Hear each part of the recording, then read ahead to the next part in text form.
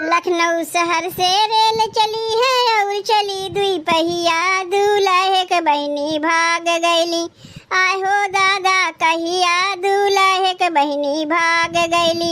आय हो दादा कहिया दूल्हे के बहिनी भाग गईली। गांव नगर में शोर भइल बा और छपल खबरिया, दूल्हे के बहिनी भाग गईली। आय हो दादा कहिया दूल्हे के बहिनी भाग गईली। आय हो दादा कहिया दूल्हे के बहिनी भाग गईली। पुलिस और दरोगा खोजे और खोजे सिपहिया, दूल्हे के बहिनी भाग गईली। आय हो दादा कहिया दूल्हे के बहिनी भाग गईली।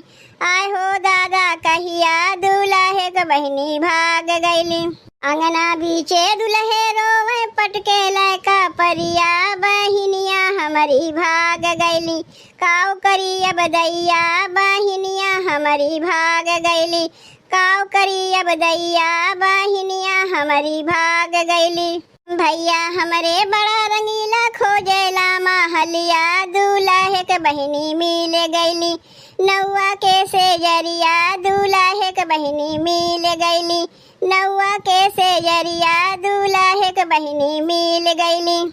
लखनऊ शहर से रेल चली है और चली दुई पहिया, समधी के बहिनी भाग गईली। आय हो दादा कहिया समधी के बहिनी भाग गईली। आय हो दादा कहिया समधी के बहिनी भाग गईली। गांव शहर में शोर भइल बा और छपल खबरिया, समधी के बहिनी भाग गईली। आय हो दादा कहिया समधी के बहिनी भाग गईली। आय हो दादा कहिया समधी के बहिनी भाग गईली।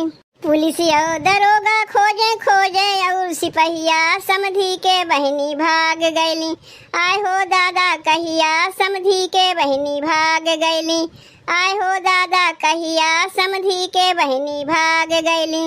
अंगना बीचे समधी रोवे पटकेला का परिया, बहिनिया हमारी भाग गईली।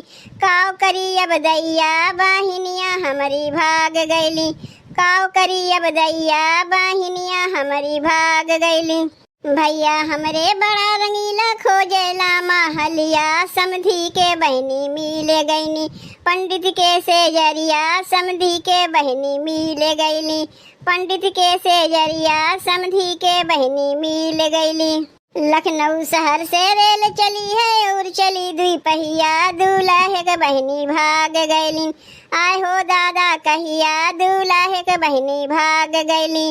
आय हो दादा कहिया दूल्हे के बहिनी भाग गईली। तब बहिनी बियाहे के गारी गीत कैसन लाग?